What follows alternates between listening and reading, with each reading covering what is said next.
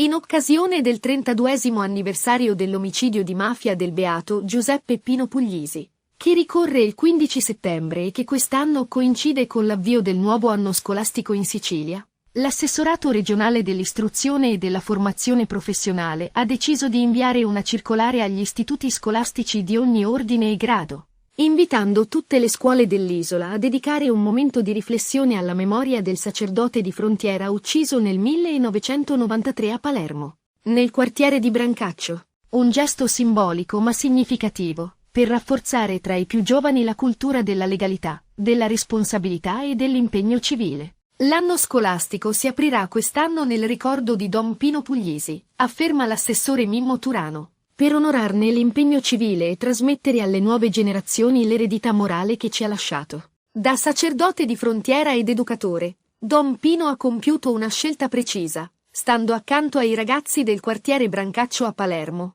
per sottrarli alla strada grazie al centro di accoglienza Padre Nostro, da lui fondato. Con il suo esempio luminoso, prosegue l'assessore regionale all'istruzione, ha restituito speranza laddove regnava la rassegnazione, offrendo alternative alla violenza e insegnando che anche un piccolo gesto può fare la differenza. La sua testimonianza di fede, coraggio e dedizione rappresenta ancora oggi un potente modello pedagogico-educativo e uno strumento di cambiamento sociale e culturale da preservare. Perché, come ci ha insegnato, se ognuno fa qualcosa, allora si può fare molto per costruire una società più giusta, consapevole e, soprattutto, libera dal ricatto mafioso.